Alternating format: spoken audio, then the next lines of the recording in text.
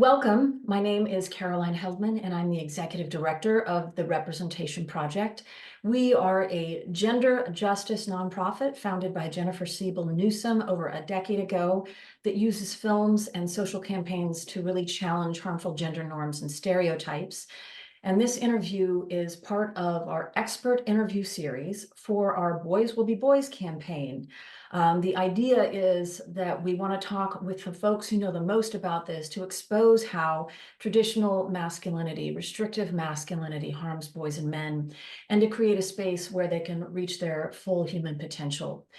So Boys Will Be Boys means that they can be whatever they want to be without the constraints of restrictive masculinity.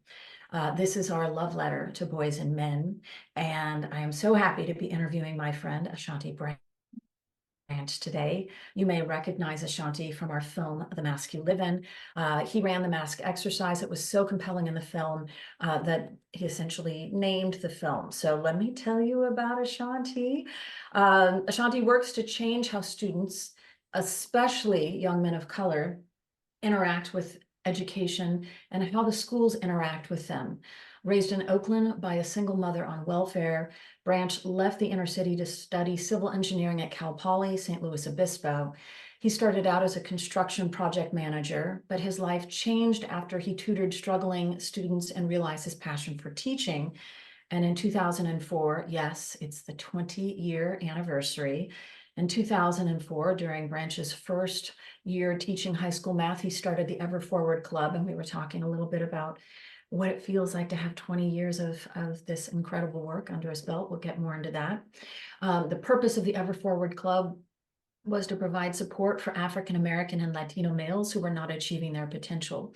Since then, the Ever Forward Club has helped over 150 members graduate from high school, and 93% of them have attended 2- or 4-year colleges, military, or trade schools. That's 93%, quite a success rate. The Ever Forward Club was featured in our documentary, which premiered at the 2015 Sundance Film Festival. After working for a school district, Ashanti began working as the founding director of Ever Forward to grow the organization to better serve thousands of Bay Area students. And in 2017, Ashanti was awarded a fellowship from the national organization CBMA, which is Campaign for Black Male Achievement. And in 2019, he received a fellowship from the Graduate Networks and a top 3 finalist for the LinkedIn Compassion Award. It is so good to see you, Ashanti. Thank you. I'm glad to be here. Thank you. Thank you for the bio. I'm still not. I'm still taking myself to like listen to it and like, okay, relax, relax, relax. You're okay. You're okay. But I appreciate that. And it's been 20 years of It's been 20 years. essentially that bio. You're getting used to it. A change maker. Um, Also, I noticed you didn't have your Stanford experience on your bio, so I just want to add more and more as we go through your story that folks will learn about you. So, Ashanti, jumping right in, Yeah. tell us about, so we know a little bit about your path and what the sort of click moment was in starting the Ever Forward Club. But tell us about your personal experiences as a young man of color and the moment that you knew that this is the work that you wanted to do. You wanted to turn around and extend that hand to future generations of young men of color. Yeah. I ran from it. So as an engineer, I there's a good feeling you get when you tell people you're an engineer, especially in the Bay Area, the club scene. Well, over the loud music of the club and the how you do, what do you do? Oh, I'm an engineer, right? And they hear that, right? And I think when teachers started calling me, there was a lot of pride in being an engineer. And I don't think that I was worried there wouldn't be pride in being a teacher. I think I the call in my heart was like, that's not gonna let me live the lifestyle that I get to live right now. I I know that teachers didn't get paid well. I knew that teachers get blamed for all that's wrong with education. I knew that there was a lot of like I was gonna be giving up I think in a social, more capital way. So when I was tutoring at the Upward Bound program, I started tutoring at a place called the Huntington Learning Center. That was after school program for kids to come and get, level up their skills. And the first kid where the scene turned on was Lucas. Lucas was studying math, algebra, and I'm in the city of Pleasanton. There's not I'm the only tutor who looks like me at that place. definitely tutoring math and high level math. So he comes in and he's looking for somebody, and I help him with this problem, which is called multiplying polynomials. So for anybody who hates math, you're probably getting breaking out in hives right now, right? Multiplying polynomials. And I showed him a shortcut, and I literally remember how he looked at me, like with this like awe that what he had been feeling like it was impossible was so possible. That was the first light that turned on. And I'm like, what the heck is this feeling, right? Like, this is ridiculous. I'm just tutoring a kid math to make some extra money for travel. And then I started tutoring Upward Bound, and that was in Oakland at Mills College. Students who were first generation on their way to college um, go to this program to get extra tutoring. So Saturday mornings they come in. So this one kid came in late. I'm a new teacher there, but he comes in late. He's like Norm from the TV show Cheers, right? Everybody knows him. Everyone knows his name, and everyone has to give him a hug when he shows up in class, even if he's 45 minutes late. And I'm like, who is this kid? First of all, I'm brand new. He's not brand new. Like I'm new. I'm the new guy.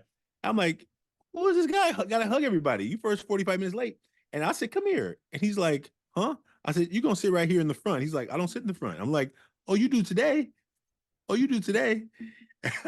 And I remember the look he gave me, like a moment of like, what's happening? And I realized in that space, like he had built this social capital, but I'm also trying to teach math. And I'm also realizing, oh, there's a different context happening here. And he was one of the youngsters who I remember like yesterday, like I was watching and I was like plotting the whole next week of what I was going to do with him the following week. Like, and I'm like, I'm only there tutoring on Saturdays. This is not my job. I'm an engineer. I'm just here helping out. And there was something in me that started coming alive. Like, this is what my purpose is, to figure how do you help young people who have these amazing opportunities available to them who don't utilize them to the fullest.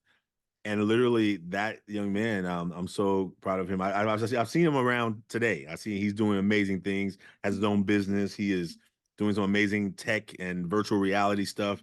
And I'm like, I'll never forget him when I saw him at 14 years old walking in that room. And I shook up his world and he shook up mine. Like, not only did I get on his nerves, I couldn't get him off of my nerves. You know what I'm saying? And it was what happened that shifted me to come into education. Wow. Okay. So a success story, like watching the impact of your work and realizing this is where I fit. Um, Speaking about not fitting in, right? How do societal messages box men in? What are these messages are getting from media, from parents, from other, from their peers, even educators, about restrictive masculinity that really box them in and set them up for failure? Yeah. Well, I think that, like as I became an educator, what I realized was that those young men in my first class, the reason Ever Forward Club started was I saw smart young men failing.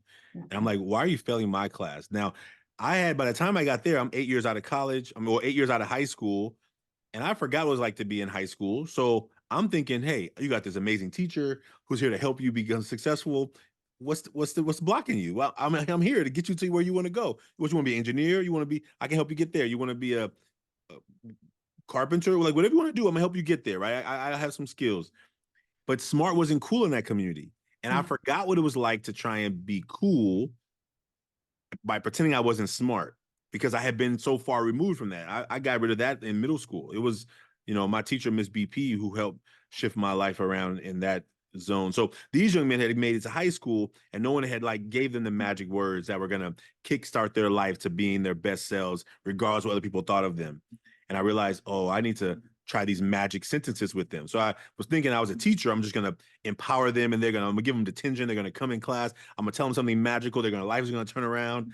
And it wasn't working in the way I thought. And so I saw the idea of like, if you think that to get prestige is to get all the girls, to have nice shoes, to have all these clothes, to be able to have this prowess in the community, then you may not operate under your own best values. You may operate under a place of that, oh, I don't need to be nice to the teacher or be kind because that's not going to give me respect among my peers. So I want to act this way.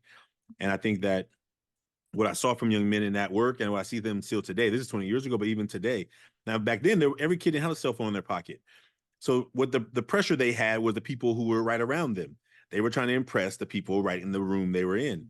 But now, we have young men who are trying to impress people who they will never meet on a device that is so powerful that sometimes they don't even know that it's kind of rewiring their brains about how they show up, about what they do for clicks and likes, what they're aspiring to, what value system they're operating under when they decide to put something out there in the world. I mean, I have young men in my program who have had Instagram for 3-4 years and got 2 pictures. I'm like, hey, why is your page empty?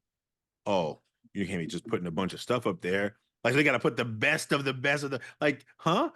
Okay, right. But they all know, they know how to work the system. That's their system. That's their world. So I just ask questions and learn. But I think that there's an amazing disconnection from like, here are my personal values. And oftentimes I see them operating on the value systems of that's been set aside for them in society, right? And I think some of them are asking for people to see them.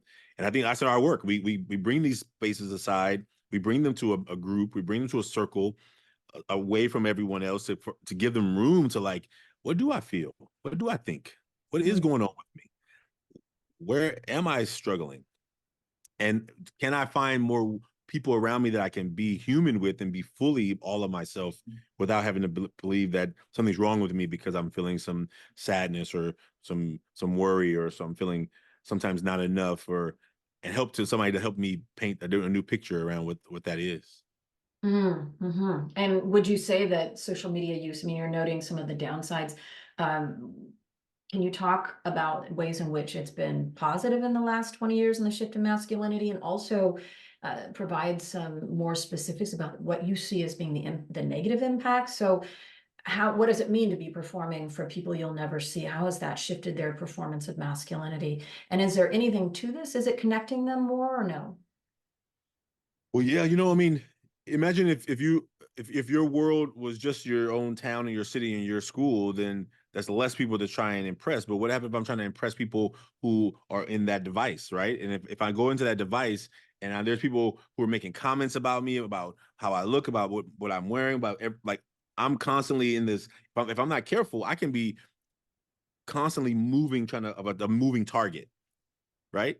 A constant moving target. Like, oh, but you don't got that shoes. Oh, but you don't got that car. Or you don't have that girl. You don't have that thing. And so constantly, if you're not careful, you're never gonna you would never. And I know it personally from my own self, but I know. I mean, I love my phone, but I also know that I'm an adult. I went through puberty without worrying about people I'm in a device. There were just people at my school I had to worry about, right? And that was 20, 30, 100, how many other people were in my own little circle there. But imagine trying to impress an infinite world out there, because everything, only way you know that you're valuable is if somebody clicked it and liked it, or somebody gave a good comment, right? Or in the world of what we see in our young people. I think that the beautiful benefit also, I mean, I love the phones. I think technology has allowed us to do so many more things. The word, when the documentary came out, the fact that we could get the word out to wider audiences faster is very different than having to send emails and flyers in the mail and hang door hangers on people's house. Hey, come see this thing, right?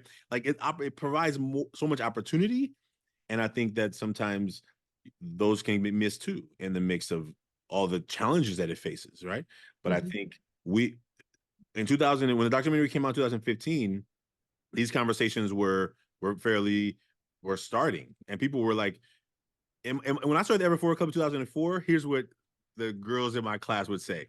Like so everyone hung out in my class at lunch. Everyone hung out. My classroom was jumping at lunch. You know what I'm saying? So I'm not bragging. I'm just You naming were it. that teacher. Yeah. I'm not bragging. No, I actually I got on kids' nerves, but they knew that my classroom was at least safe. Like, but ain't gonna be no cussing in my room. Ain't gonna play no music with no craziness in it. But we're gonna have a safe place here.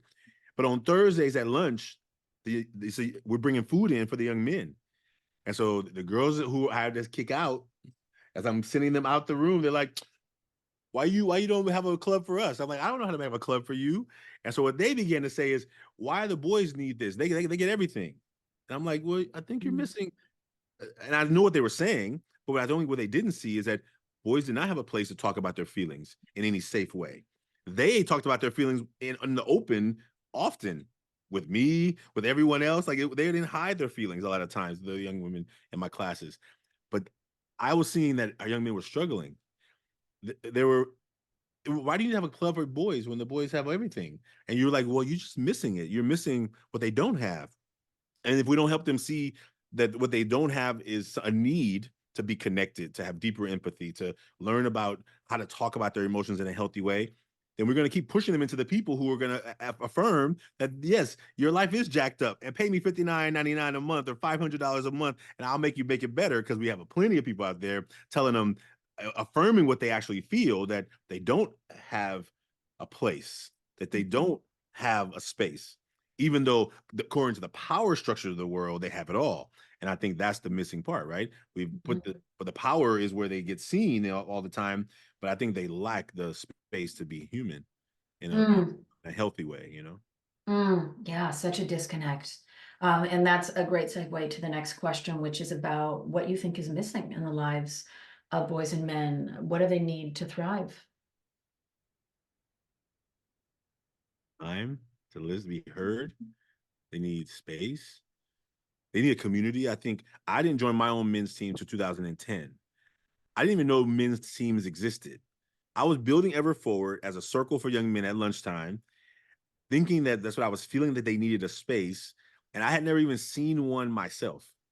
And when I went to my first men's team at 2000 in 2010, I'm on the same team. Well, I'm on the same organization now. The teams have ebbed and flowed over the last 14 years. But for that 14 years, I every Tuesday night from 7 to 10 p.m., I'm with my men. And man, how many men out there don't have a place they can go and take off that emotional mask of having to have it all figured out, having to have all the answers, having all being strong all the time? How many of them are lacking that? And I meet men all the time who have never sat in a circle. And I'm like, hey, you're always welcome to come to my circle. Check it out. It may not be for you. Maybe it is for you. Who knows? But man, sometimes they come, they really enjoy it. Sometimes they come and they're like, what the heck? People are talking about feelings. People are crying. Like, what's happening here, right? And if you've never seen it, it could be odd. It could be strange. But what if it's what you've been missing all the? What if it was the ingredient that's been missing for you to let go of some of that steam you've been walking around like a landmine? And that's what I see with our young men. When we do the work with young men, we give them room to say, "Oh, wait a minute. I don't have to be mad all the time. I don't have to be like walking around like I don't feel anything all the time. I have to be like when they put in their earphones or they take one of these substances and they numb out so they don't feel what they're really feeling, because no one's ever told them that what you feel is valid and accepted. And how do we help you deal with it in the best of ways and not in the ways that we traditionally see people happen? They don't deal with it until it explodes, and then we spend the rest of our life trying to clean up the mess. And some messes you can clean up with a baby wipe, and some messes you're gonna be spending the rest of your life cleaning up. And I think that's the work that we're trying to do with our young men is, hey, how you doing? And when they say fine, we say, hey, what's fine? What's good? What's okay? Tell me more. And they see that you have time and you're gonna make time to listen. Sometimes they'll answer, sometimes they'll be like, oh, I'm just okay. All right, all right. It's never to force them, but it is to say, did you know that when I ask you, I do care? How many people ever, even adults, get asked how they're doing? And somebody who stays around long enough, they're like halfway down the hallway after they say, how you doing? Because the answer is supposed to be easy. Yep. Supposed to be a frictionless response. So you can know that I asked you how you doing. You asked me how I'm doing. We keep it moving. And I think that's what a lot of people say. Well, they don't care. They don't want to hear it. I don't want to burden them with my problems. And what happens with that? We all think that no one else even really cares. And we wonder, like, when we see the high rates of suicide among young men, Mm. like people often, my algorithm is, I catch a lot of it, right? Because I read it. We didn't know. We had no idea. We didn't know. We weren't aware. And I'm like, man, how can we just not make it silent? I can Our young men who are in this quiet desperation of like, can somebody see me? Can they see that I'm struggling? Like a lot of times young men would be like, you should know I'm mad. Like I would ask them for something, hey, take out your pencil, do whatever was happening in class. And they'd be like, they'll bark back at me. I'm like, why are you yelling at me? I'm I'm asking you to take out a pencil, which is my responsibility. Well, you should have saw I was in a bad mood. How was I supposed to see that? You came in laughing and joking, goofing off like you regularly do. What was I supposed to know? And I told them, look, if you want me to know something, pull me to the side and tell me, hey, Branch, I'm not having a good morning right now. Can you just give me some space? Got you. But if you think I'm supposed to somehow read your body, maybe sometimes your body language is expressive enough to know, but what if it's not? Mm. What if you're got that mask so tightly attached that you come in funny, outgoing, and cool? Actually, I'll show you a mask right now. I'll show you one. Like this one is one that I have. It's one of my favorite. When I say favorite, I don't know favorite in a sense, but it resonates so loudly that it's hard to like just. So if you look on the front, this is, it says happy. Can you read it? It's reading in reverse. Happy, Happy and smart. smart, Mhm. and then caring Caring. and outgoing. And then you see that there's some words popping through the back. So I'm gonna show you, turn it over and see what this kid said on the back. So remember, happy, smart, caring, outgoing, front of the mask. And this is what's happening in the back for this one. Mm. It says anger 18 times. Mm. Tell us about that exercise and what it's like to be in a typical, Ever Forward Club experience. Yeah. So it's called the Million Mask Movement now. We're at about 80,000 masks from more than 30 countries around the world. Um, the mask is a three-step process. We invite people can make a mask anonymously. They're all anonymous. And we have a web tool that people can make a mask on at millionmask.org, right? People can go there, make a mask. The front of the mask is what are the things that you let the world see? Usually ask for three words or phrases. What are things about yourself that you gladly let people see about you? And then the back of the mask is what are things you don't talk much about that you don't usually let people see. And then it's anonymous. So we all we know now about them is sometimes they'll share their age, city, and gender, so we can kind of at least generally locate what they are, whatever they're willing to share. And what we've seen over and over again. So we've been making masks with students for, oh, you know, what 2015 documentary came out. We started doing those workshops in a big force. So almost 9 years. Like there is a awakening that happens when they're making them. Sometimes they're with their friends, and I'm like, keep your eyes on your own paper. I'm repeating myself as the facilitator. And then when those masks get collected, then students are being wondering what's happening. We have seen transformation happen in that space. When volunteers come up, pick a random mask, read a word from the front and the back on that mask, and it continues to be just a super powerful experience to see, to hear, or maybe that was my word, or maybe I used that word, but that wasn't my mask. But man, somebody else is here and going through that. We often always hear students say, I wish I knew who this mask belonged to so I could reach out to them, so I could tell them they're not alone. I think Mm. kids get it. And when we do it to adults too, they do get it too. I think it's helping young people and adults realize there's so much more to us than people can see. There's more to you, there's more to me, there's more to people than we can see by looking at them. And I think when we can make room for that, and then I think that our society can be more healthy.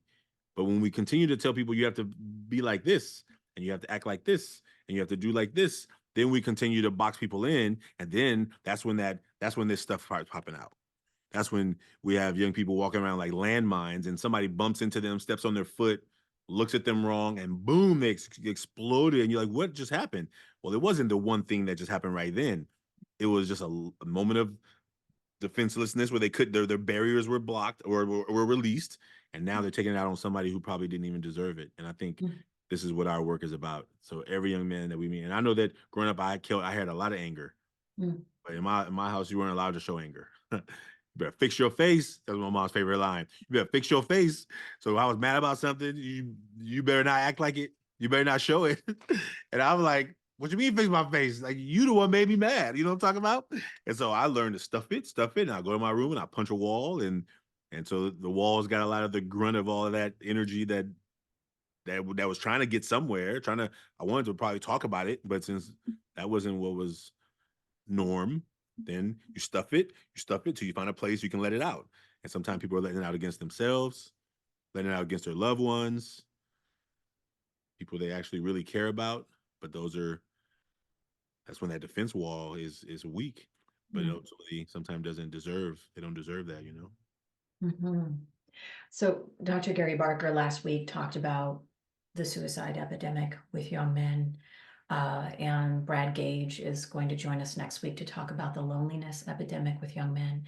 Your work directly addresses mental health issues, right, which are the driving force here, the common thread, if you will. Tell us, so you have the Million Mask movement, what are some of the other programs and offerings if someone wanted to replicate what you're doing, or they wanted to bring the Ever Forward Club to their nonprofit, to their educational organization?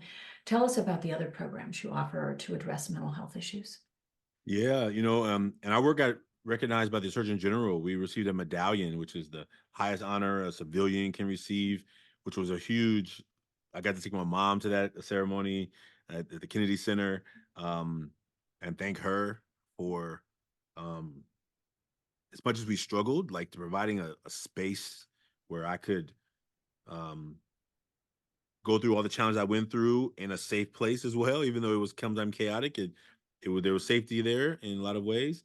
Um, you know, we created a box. As an educator, as a former teacher, as an administrator, we want people to be able to do the work themselves. We want to equip them. I don't want people to have to need to bring us in. We love going to schools, and we've gone to schools all over the world to present, but we want to equip educators to use the tools. We have um, a box that we created, so it has like the materials, it has lessons, it has videos that schools can use. That is a beautiful tool. We partner with uh, the extreme team at the Stanford D School. They helped to build this box. We have created tools online. We're in the process of building out a community. Over the years, we've been asked by parents all over the country, "Hey, how can we do of your work in our school with our young men or our son or whatever?" And we never had anything. And we're in the process of building out a community of young men to support. Our young men who went with us to South by Southwest are going to be part of the leadership of this community, this virtual community. And we're excited about that. We're going to be in December putting on a conference, a young men's conference here in the Bay Area. Um, and the mask movement, the millionmask.org is free. So educators can go in, they can just create an account, they can give a code to their class, their students, and they'll if they don't have to log in ever. But if they create their account, they can go back and see what masks were made from that class that they created. And it's a beautiful tool. They get a word cloud. We're going to build out a new version this summer. Some young men are going to be helping build that out. And what we're trying to do is like, how do we want to solve these problems, but we don't want to be like we're the only solution. We're saying here are the tools.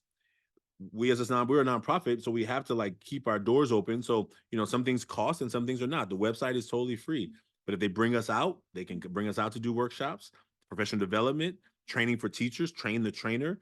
We're trying to like, how do we put tools out in the world where people can do this work and feel like they have equipment now, they have tools to better serve their students, and I think that's going to be necessary. Our schools are struggling all over, and unfortunately, like as a person who like doesn't want to be in this political madness, sadly, like I want to call these people sometimes out, sometimes in, but sometimes they make me so frustrated because you're like, look, what do I got? What do we need to do to help you understand that if you don't talk to the students, why are so many adults talking about kids with no kids present? Mm. Mhm. Our rural can never forward is asking kids. This came from a teenager. We ask young people there what they think, what they feel, and we have too many adults who are smart with a lot of letters behind their name who are making up stories for what kids need without talking to any kids. And I'm like, you need to fix that. You need to fix that. And if you don't have any kids who are willing to answer your questions, find somebody who is cool enough to go and talk to them to get the answers you need so you don't keep making up the wrong story for what's happening in our communities. And I think that's what our work is trying to do is equip the young people, equip them to talk to their peers.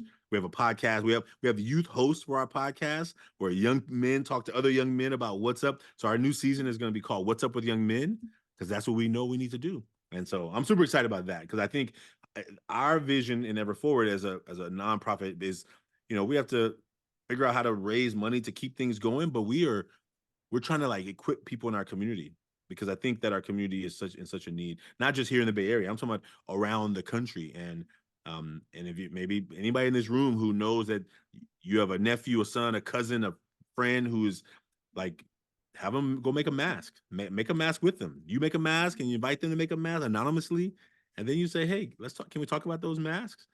And what if more conversations were not just surface? What if more Mm. conversations where people could find somebody they trusted and talk about something real? I think it would change the world. Mm. I love that. So that's a great transition to the last question I have, and folks should be putting questions in as much as you would like to ask. Ashanti will get to everything that we can in the time period allotted, but what is one thing you wish you knew as a boy about masculinity, or as a young man? What would you tell your younger self if you ran into him? I was just talking to some young people about this the other day. I've been working on this learning series called How to Be Your Own Best Friend. We started with who are you, where are you going, who are you listening to, who are you missing, and this one is like how to be your own best friend. And I think what I wish had happened back then. My dad died before I was born, so like without having him there, I wish there was more mentoring back then. Like there wasn't. If you were an athlete, if you were an athlete in my community, then there was really no mentors. And I think I was trying to build whenever forward what I didn't have, and what I think I didn't have is, um, man, this question gets me all the time. So, you see, I thought I was a good guy, right? But I was struggling. Like, home was not always pleasant. Um, my mom got married to this guy. He was not nice to us, the ones who were not his kids. But because I was in focus on like school was my way of like escape. Because I knew I was gonna leave Oakland as soon as I got out of high school. I was like, I'm going to college. So I had a plan. And for a lot of my friends who didn't, I think deep down, I was trying to support them as much as I could as a teenager, supporting your friends. But if any of my friends ever got kicked out of their house, they knew they could come to my house. Right? It was a safe place. It was gonna be, we ain't got a lot, but we try and share. I think I wish somebody had told me, as much as I'm trying to help others. I was the oldest, so I was raising kids before I even know how to make a kid. You know what I'm saying? Like, what you talking about? I wish somebody said, Ashanti, you're enough. Mm. Like, the desire to give back, this work and ever forward. It is not intelligent to go start a nonprofit. Let me just say that. You know what I'm Yep. saying? Like, let me just say that for people who don't know. Like, if you got a job, make a lot of money, don't do it. Don't do it. Don't do it. I'm telling you, for a person who knows, like, you know what you can do? You can support somebody who's already done it. Like, now, if your heart tells you to do it, do it. But I'm just let you know, like, my heart is in this work daily. But the work that I've had to get over around my ego, my own self value, like to be struggling financially after I've worked so hard and for a career that I knew was going to pay me extremely well, to have a financial struggle made no sense because I worked so hard to go to college so I could be rich. That was my plan. You know what I'm saying? And even if I wasn't going to be rich, I was going to make enough money that I could do what I needed to do and not worry. But I think when I think about what I wish somebody had told me is, Ashanti, this journey is going to be tough. You may be called to the table to do something that just going to seem like it makes no sense. Why would you go to from a teacher? And I knew I was when I became from engineer to a teacher, I made very little money. But to go from a teacher job where you have a check coming every month to a job where you got to go hunt for the money every month, who does that? Who would do that to themselves, like, in a conscious way, right? But I think my heart was bigger than any of the checks could ever be. And now that I get to look back over these 20 years and say, oh my goodness, I see why, and I see where we get to go next. And I see the young people whose lives are changed. Like the young people who we first started, they're like 35, 37, they're adults. And they call every once in a while and they're like, hey Branch, you got a minute? And I'm like, yeah, I got a minute. And that means that somehow whatever seeds were planted early on, that they knew that they had a place, that when they got too much, they didn't have to try and figure it out by themselves.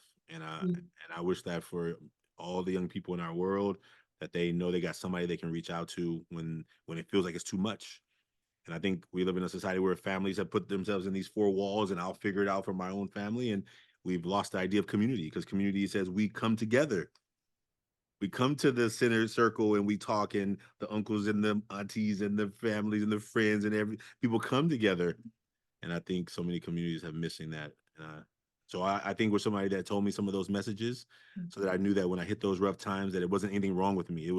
I was being called to do something different, because I was gonna do something different in the world, and it was going to look different than other people's journey, and it wasn't when it was supposed to. It was Mm. meant to look different, and that's what I'm excited about. That's what I keep reminding and I tell my young men in our work that I am also, and I have been, my meanest friend. Like, I don't have people in my life who talk to me the way I talk to me. Yep. I don't talk to people the way I talk to myself. But I'm clear that I got to continue asking that voice. Well, what are you asking for right now? What are you doing right now? And the work I get to do with young men is help them see that if they're being really harsh on themselves, that I tell them I see them, I get it, I understand, and I want you to, you got to try. You got to try now. Don't wait till you're 30, 40. How about now at 15? The harsh things you're saying to yourself, let's find some balance in there. Maybe you do want to be better at XYZ. Maybe you do want to have this and that. But how about you give yourself some grace for what you got right now? Mm. And I think Mm. that's what our world needs. And we need more mentors who can come in, who are interested in helping young people find their way through the mess. Well, it's really beautiful to see that you are that adult that you needed as a little boy, right? I mean, you're doing that work in the lives of so many men. And speaking of that, Mark has a question, and we have 10 questions. We'll get to them.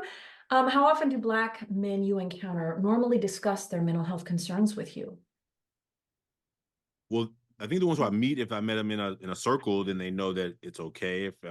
I think it's all about where the connection happened. If I'm in a grocery store, it's probably like, "Hey, what's up? How you doing?" But it's all about the context. I think there's a lot of circles being created around the Bay Area. You know, that men are realizing we need a place to do it. Mr. Fab has thug therapy, right? And he has an edge I don't have. So he talks a language I don't talk. But he is supporting men to have a space to like recognize that we've been pretending for so long that we need a space to like take that mask off. And I think it's all the mask. Men's Wellness Fellowship. There's lots of men's organizations that are coming up. And look, there's some men's organizations that are having their own battles because men have their battles, but we ultimately come together and find ways. So I would say, those who know me, they know that I'm a phone call away. And those who don't, if they've heard our work, some people reach out on social media, they say, "Hey, I just want to ask you a question." I'm not a therapist, so I never pretend to be one. I know that I'm constantly working on myself. So I think people can sometimes hear the authenticity, or they want to know, "Hey, what Yeah. do I do about XYZ?" And I may not have any answers, and I'm gonna be honest about that, but I will always give my best. Brad says, thank you for the amazing work you are doing. Do you see a connection between boys and men not having a space to express their feelings with being told you're too sensitive growing up as a boy? And if so, what strategies do you see that can help with this? Yeah, I think that's what ends up happening, right? You told these messages when you're little, and you want to impress the adults. You want to be praised by the adults. We want affirmation and we want recognition. So they tell us stop crying like a little this or stop being that, and we turn off parts of our humanness. And I tell young men, look, our jails are full of men. 94% of people who lived in a cage last night are men. Over 2.4 million people incarcerated. 94% of them are men. So either there's something just going on with men, or what we had told them when they were boys is not really working out. So what happens when you are not uh, operating like regular humans? Well, they Yeah. lock you in cages. You become a monster. Or you don't have any empathy for what you did. You don't have any fear or sadness for what you're doing. So we shut it off from them, and we wonder why when they can't access it as an adult, then we have to be, oh well, you know what? You're not human enough for us to keep out in the world, so we're going to put you in a cage till you figure it out. And so I think that I think it's directly connected, and I think it's directly connected to what we have to go back and do, and how we can fix it is really helping parents, helping men. Tony Porter the other day, I asked him, I said, you know what? I've decided that I'm working with young men because I don't really want to have a bunch of conversation with a bunch of men who seem to not realize that they themselves have feelings that they don't deal with. And he said, "Yeah, I get what your point," but he said, "We got to support the men because if we don't help the men will continue teaching the boys the messages that the boys want to be uplifted by." And I was like, "Oh wow, yeah." And I think that he helped me as a mentor really see that even though our work is focused on young men, that there needs to be other organizations that support men, right? And I think everyone has their lane. So I think that's such a powerful thing. So I think yes, there is work to be done, and it has. I believe we start younger, but we also know that if those kids go home every night to a family that says "suck it up," I don't want to hear what you feel. then all I'm doing is trying to like continue trying to unprogram what keeps happening every night, and I only see them once a week. They're at home every night. And so imagine the work that we have to do as educators who are trying to help young people. So I think it's work. I mean, I could go more, but I'll stop there.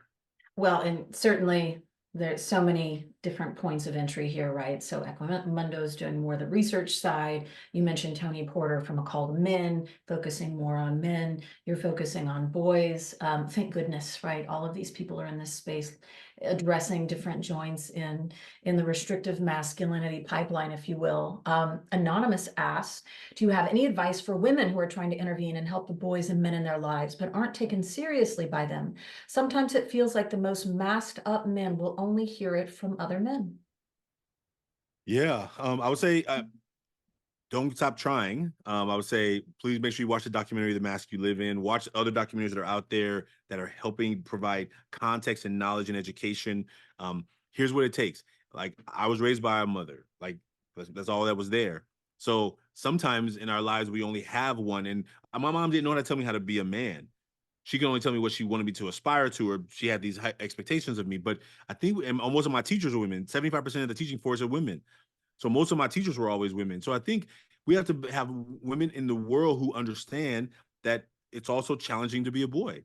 I think if you have always thought, well, boys have it everything, you may not have empathy for them be struggling. And so we have to start with a place of empathy, like, and I think that it takes time because I've had a woman at a workshop say, well, I don't have no empathy for them. They've hurt me, harmed me. And I said, I get it. And I said, I'm sorry. But ultimately, I just want you to know that some of them are hurting too. And so hurt people. And I think healed people can learn to help heal people. And I think so. Who's going to start? Who's going to start? Who's going to go Yep. first? And Yep. that's part of the work we try to do. I love that. Okay. And Dr. Earl Smith is affirming what you're saying. I appreciate the work you folks are doing. Black boys grow up to be Black men, and many need this work you folks are doing early in their lives. So, yep, address your model, obviously, a 93% success rate in going on to higher education. Three questions had sort of the same bent, asking about Mask You Live In too. Yes, Jen has that on her. Jennifer Siebel Newsom, the filmmaker, will be updating that in the next year or so.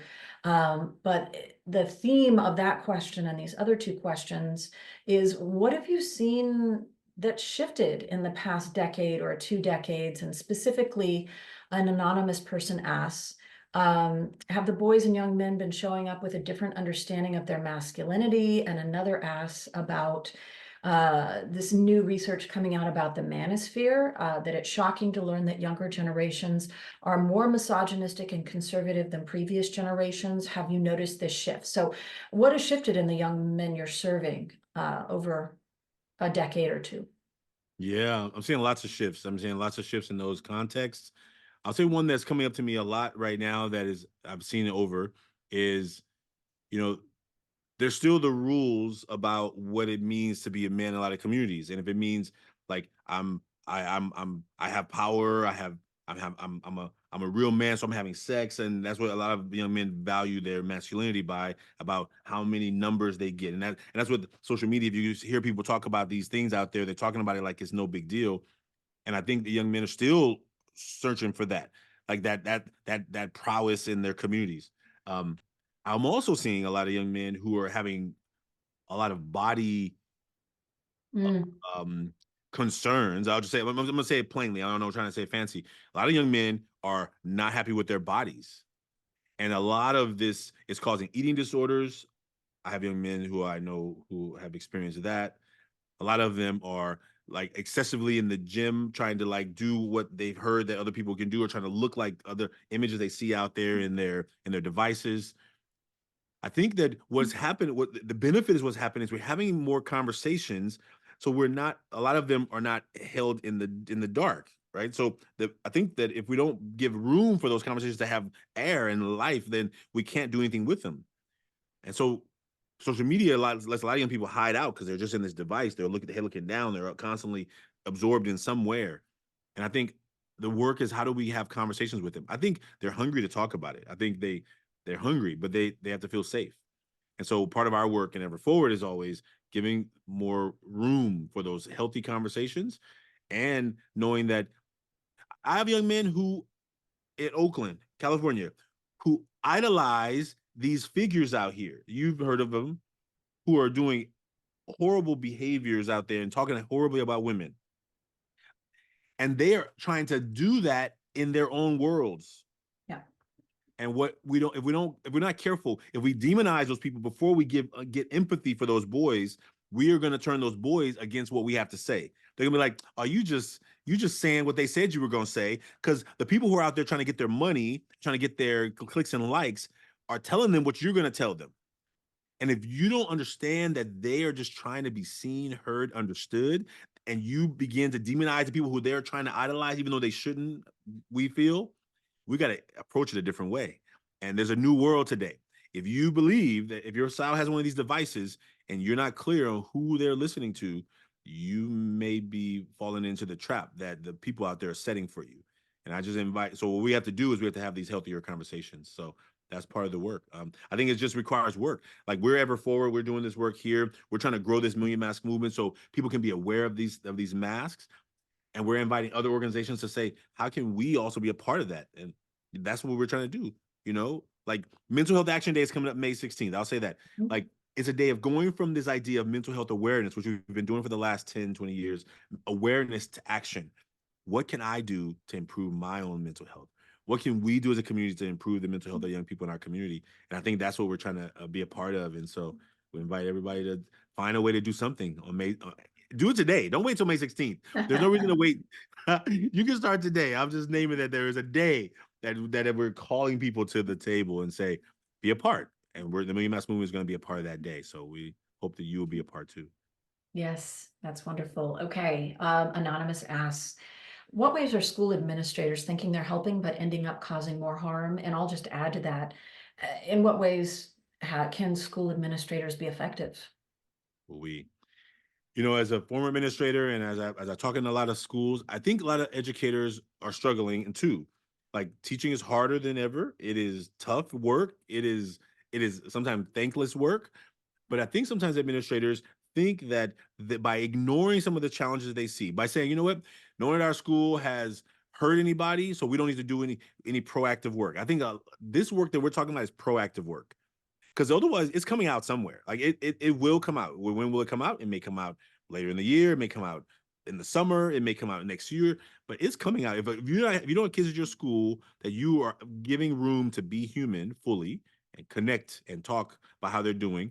I mean, we've had schools resist having their students make masks because they don't want to have to deal with what they're gonna have to deal with. And you're like, so you're just waiting for a fight to happen? You're waiting for these kids to have meltdowns? But guess what? If you go to the office at most schools USA and you tell them, I just punched some kid in their face, there's a list of consequences for what you just did. Why did you punch him in the face? He made me mad. I punched him in the face. Okay, maybe you're gonna get 2 days suspension, maybe it's a detention, maybe it's a 5 day suspension, maybe it's expulsion, depending on how grave it is.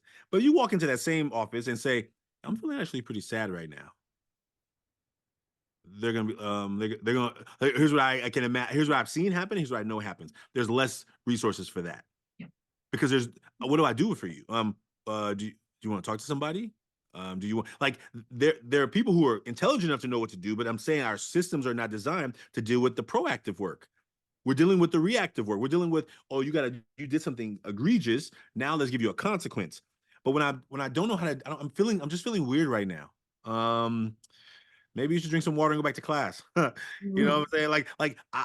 I think we just lack enough information and we lack the opportunity, the tools. And so our work is saying, if we know that our student body is dealing with a high percentage of students who are feeling these things, then let's put some lessons around campus. Let's put some brown bag lunches. Let's have some conversations. Let's put some posters up and say, if you're stressed, here's the room you go to. I talked to a kid at a high school the other day, 4,000 students at this high school. That kid did not even know where the wellness center was.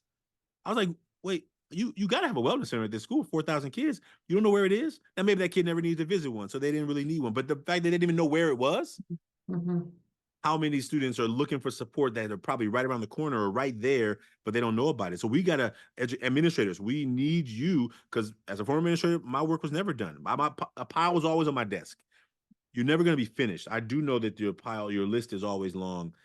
but we're asking folks to be proactive in this work so we don't have to go back and report, oh, we didn't know that that kid was stressed out. We didn't know. And I just see that so often, and I'm trying to like eliminate those type of unknowns. Like, at least we can start the process once we know. Providing resources, being Providing trained, resources. yes. Anonymous asked something about resources too, I think. How can we as women best support the men in our lives who have experienced childhood trauma? Yeah. I'm just I would say just start making room for healthy, hard conversations. There's lots of books out there about courageous conversations. Men know that there's a lot of men have a belief that, oh, I can't talk about this with my partner because they don't get it. Like, and men say, I tried it once and it went bad. I told them how I was feeling and then it went bad. They start looking at me different. They start feeling different. And I think it just takes work. We have a society that is starting to unbreak themselves from a mindset pattern that says men should not have feelings or show their feelings. And there's plenty of men who say you should never tell your partner your feelings. And I think people are coming around to saying, like, I'm human and this is what's happening. And if we don't have a healthy conversation, if we can't have a healthy conversation, then maybe this is not going to work. I think people are starting those conversations earlier. And anytime you meet somebody, you're meeting originally their mask. Hey, how you doing? I'm good.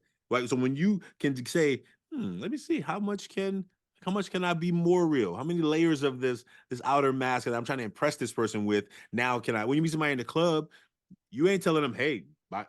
I mean, maybe you are, but hey, I've really been sad lately. You know what I'm saying? Like, you know what I'm saying? Like, what's a club? You're trying to escape from all the problems, right? So if you're there, you're gonna be the person who they expect you to be, right? In that work. But I don't go to the club anymore. So I should, for anybody, any clubbers out there, Really? I may be speaking from an old Ah, paradigm. So maybe y'all talk about that in the clubs these days. But what I was going, yeah, you just you want, hey, let's talk about what's gonna get this conversation moving on forward. And so I think that our best answer I have is, um, start small. mhm. Start having moments of conversation that, how do you feel today? And make the answer longer than just one word answer. Maybe you make it gotta give me at least 10 words. Like how about you begin to try creative things of being able to, I mean, some people don't even have 10 emotional words they know off the top of their head. So what happens if you only say fine, good, cool, all right? What if that's all your lexicon of language is around emotions? Then you're stuck. But what if you say, we're gonna play with this emotion wheel today? What are all the feelings you felt today? Like, I'm making this up on the spot, right? So I don't know you or your story, but I imagine if we try something, and I've told this with parents, we got to give our kids more emotional language too, Yeah. because they're also watching us as we watch them. They don't Yep. want to burden us. They don't want to make us for more stress. They don't want to put things on us that they feel we're already overwhelmed. So we may need to just make room for those conversations too with our kids, and then when they see us having them with them, then maybe the whole family begins to recognize, oh, those are Mm. conversations we all should have. Yeah, so emotional illiteracy essentially, right? Where, I mean, Brene Brown just came out with a book somewhat recently, finding that most people only really can identify anger, happy, and sad. So we're walking around with three emotions when really we have so many more. Um, Ariella asks, when you envision the future of the work that you do, where do you see the field going? What programs would you love to see? Yeah, one program that don't take my ideas, by the way. I'm gonna tell you this idea. If you want to do it, you got anyway. I'm just saying, I think we need more schools for kids who hate school. Huh? Like, I think we need a school for kids who don't like school. We keep thinking that schools should work looking like they did 100 years ago. Most schools look like they did 100 years ago. There's a teacher in the front. There's rows of students. I'm gonna tell you some information. 2 weeks later, you tell it back to me. I give you a grade based on how well you remember what I told you to tell me. And then we think that every kid's gonna be okay with that. Now, some kids love school. That's great for them. What about those who don't? We blame the kid. We don't blame the system. We blame the kid for not liking this. Everyone doesn't need to like it the way it is. So how about we build some schools where it's like, hey, if you don't really like school, we're gonna make a school for you. We're gonna help you. You're gonna help us design a school for kids who don't like school. What do we do with this school? Now, learning still got to happen, but does learning have to look like sitting in these hard? Now, I got a nice chair here. Have you sat in a wooden chair in a long time? Have you? Have you? If you have not sat in a plastic or wooden chair for 5, 6 hours a day, I encourage you to make yourself do it, and maybe have more empathy for kids. Like I, anyway, just so you Yeah. know. So I'm saying, Grueling boredom. Yeah. And yep. Lack so of I'm talking comfort. about chairs. I'm talking about chairs, not just chairs. I'm talking about the whole system of how it works, right? And I think that, but I'm naming the small stuff. If we can't like even be empathetic around the small stuff, then how do we? We have a system of schools where you ask to go to the bathroom. Yep. You know what kids did during the pandemic? They did homework on the floor. They laid on the couch. They in the backyard. And now we put them back in the rooms and we're saying do it the way everyone else has to do it. And if you don't like it, it's your fault. And then we blame them. And I think that's what we have to do. So I think the future looks like that. I think the future looks like um, making room um, for young people to be not just a body on some school board thing because it looks cool on the camera, but like they have voice and they are a part of the transmission. I think we just have to begin knowing that our world in the future is going to look very different, and our young people are not going to stay silent. And so we're either going to, start engaging them now, or we're going to wait till they start taking over it. And they Mhm. will, and um, that's what I'm hoping for in the future.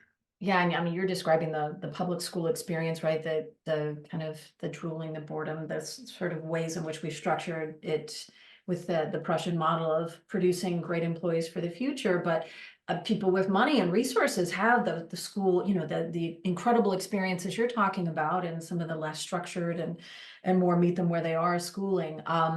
A little shift here because we have time for maybe two more questions. Anonymous says, "Thank you for your insights and your incredible work, Ashanti. Do you have recommendations of media with good representations of masculinity and or media to learn more about these topics?" Yeah, so I'll say, Equimundo, who's doing the work with the Boyhood Initiative. I would say check out some of their work. Their work is like research based. You're looking for a call to men. They're doing a lot of work. There's an organization out of Australia called the Man Cave. They're doing a lot of work with boys and teens. There's a lot of organizations that are trying to bring it into a visual sense. We live in a visual world, so these devices are ways of seeing what's out there. Um, I'm not really up on all the media companies. I think, but I do know that I'm constantly trying to like find positive images and conversations. And I think that with our work with Ever Forward is like, how do we share this out there with the world? How do we encourage the world to be connected? Here's what I know: we're asking people in our work to ask people to take a shift from the way their scroll roll happens in the devices. But I think that we're asking people to slow down enough. And I think so anyway, I don't have a solid answer. The last thing I'll say about your answer is how can we recognize that some of it's going to require us to slow down and do some introspection? What are the type of media that we want to see? And then the places that we're at in the world, people are listening to the hey, can we see some voices about this? Can we see some comments about this? I think it's almost like putting out into the world what we're asking for, and the algorithm will begin to find it. Like it will not only find it, it will the people who are looking for what people are looking for will be like, you know what? We need more of this. That's how the masculinity came in, right? Jennifer was going around doing those documentary screenings for misrepresentation, and people was like, "Well, how are we going to make it better for the women if we don't address what's happening with our boys?" And that's when she was like, "Oh, I'm hearing this question enough. Maybe I need to do something." And I think we just have to begin putting those questions out there. What a beautiful question! I'm gonna, if I can remember it, I'm gonna write it on my one of my posts today. Where are the voices, a positive of I don't have it all the words, but we need to put that question out in the world. And I wish I had Yeah. a and then we can make a list. Maybe we start making a list. Maybe you help us. We'll post it with the video. Yes. Boom. There you go. Oh, that's a great idea. We have 1 minute left, and I'm gonna combine three questions. You like that? Anonymous says, "Wow, this has been such an incredible talk." I agree. And Candy says, "I so appreciate your work, Ashanti. Very powerful, and our young men and all men need this." We will be posting this video, so please share it with friends and family. But John asks, and this is the last question: "Do you have any fundraising events coming up so we can support your work?" And I'll add to that, where do we find you? How do we find out about upcoming events? So all social media platforms is Ever Forward Club, no spaces, Ever Forward Club. This is the 20th year anniversary Ever Forward. when I started this organization, I had no grades. 20 years of students and youth and community. We have a 5K walk, run, hike, bike. You don't have to come to the Bay Area. You can do it from anywhere in the world. That's our annual challenge, our own annual community challenge. So 5K, that's 3.11 miles. You can do it in pieces. You can do it all together, but you can come to our San Lorenzo High School where Everfort was founded. That's going to be on May 25th, 2024.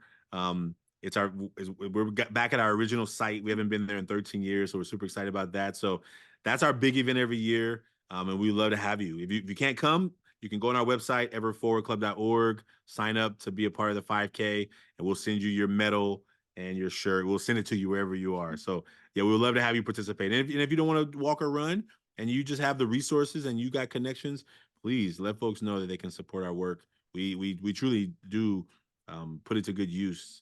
And we hope that you will see that and what you see on our website or our social media.